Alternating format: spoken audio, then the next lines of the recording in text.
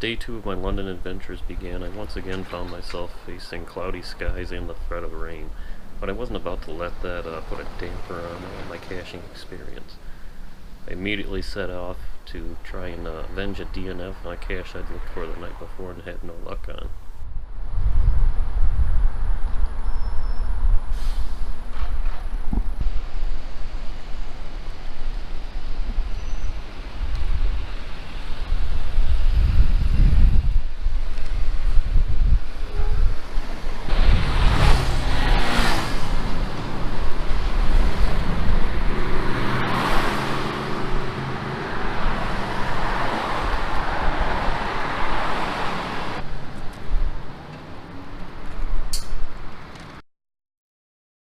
From there it was a short walk to King's Cross Station, which is always a bustling hive of activity, except for in the early morning hours, and I had very good reason to be there very early in the morning.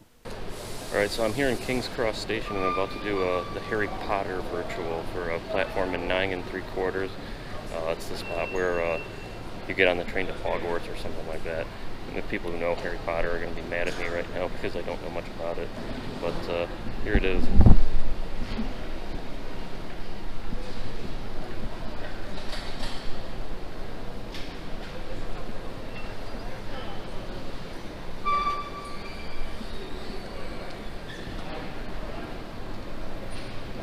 So to log this, all I have to do is get a picture. So that's easy enough.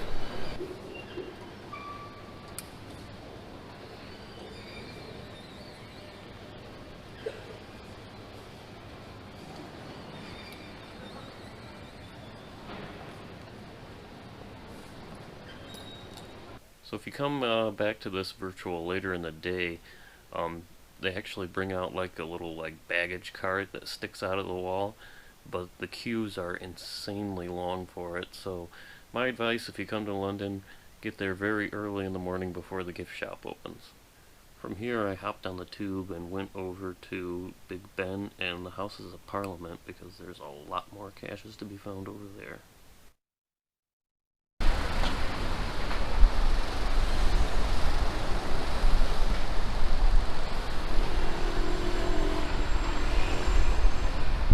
Look kids, Big Ben!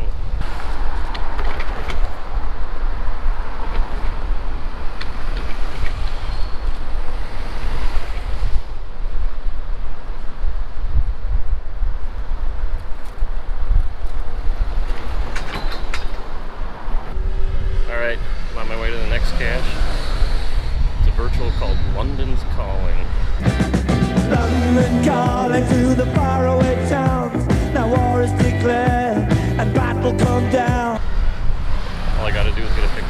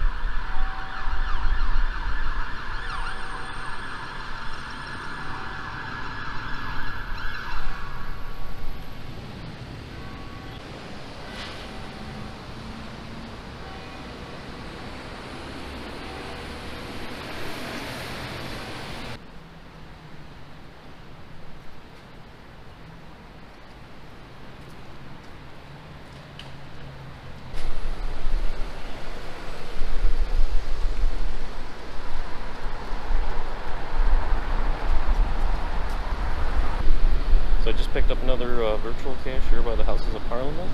Time to go find some more. So I apologize for the lawnmower noise, but I've already done like 6 earth caches and 3 virtuals today. It's like not even 9 a.m. yet. I mean, I can understand loading up on the virtuals in an old city like this, but you can really load up the Earth caches in London too. Who would have thought? So I'm gonna go see if I can find some more.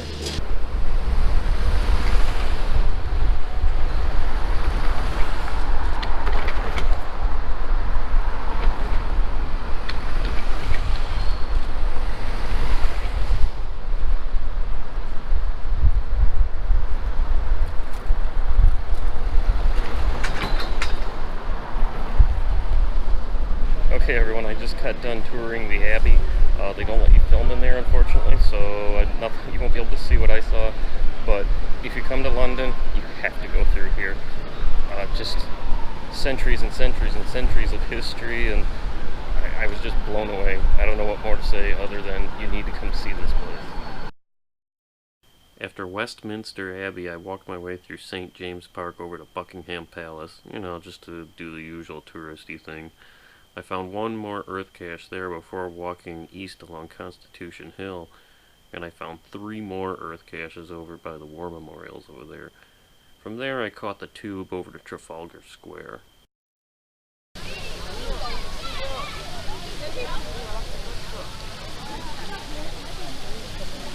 Trafalgar Square was bustling with activity. Amongst the hundreds of tourists were a handful of street performers and mascots hoping to hustle said tourists out of their hard-earned money. What a jump!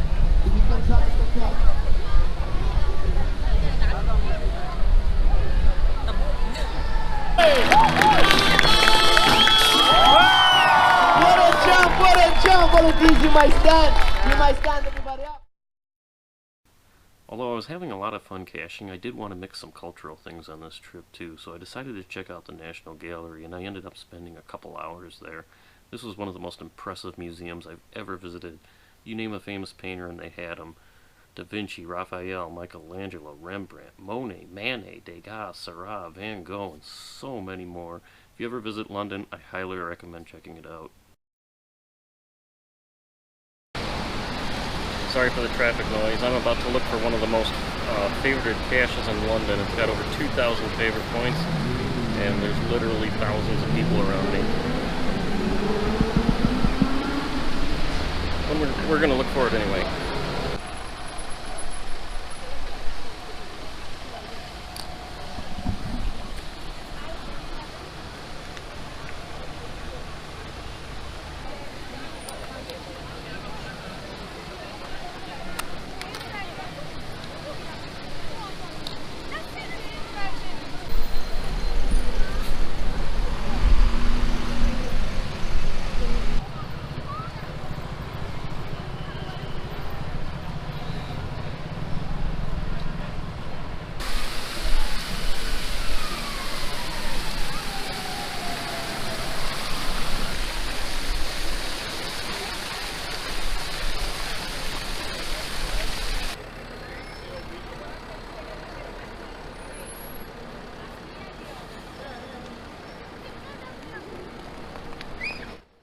So after seeing the museum and finding a few more caches in and around Trafalgar Square, including some more Earth caches, I had done pretty much everything that I wanted to do here in London. The only thing left to do was to go get a bonus cache I hadn't planned on. So I originally wasn't going to do this cache, but it's a webcam, and I had some time, extra time, because I've already seen everything else I wanted to see. So let's go get this.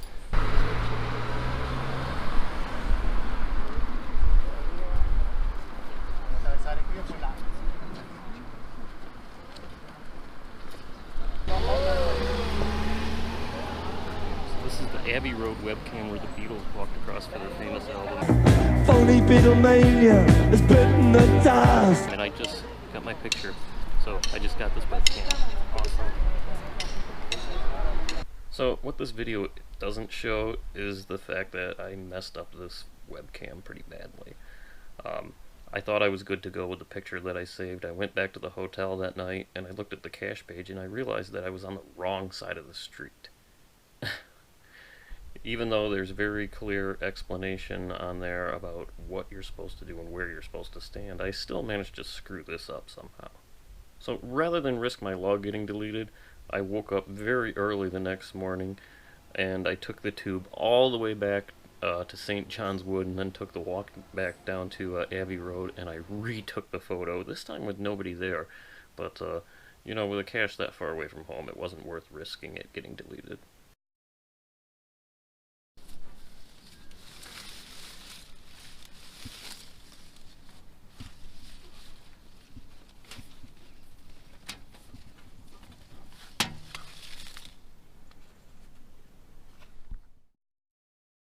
So that's going to do it for today, you guys. I had a great time exploring London. The next episode, I'm not sure when I'm going to release that. Uh, you'll see my last couple finds in London, and then I'm going to head north for Scotland, where I'm going to meet up with the rest of my group. So that'll be the next episode of this series. I will probably release that video next week, but I am going to take my time with most of this series, and it is going to be a little bit spread out, and it is going to be broken up a little bit, just because I don't want to rush through any of the content that I have, because I saw some really cool things and found some really awesome caches on this trip. On an unrelated note, I just want to thank everyone for watching and subscribing. I just went over 100 subscribers, so thank you for that. So, yeah, other than that, I've got nothing else for you guys. So thanks for watching, and I'll see you next time.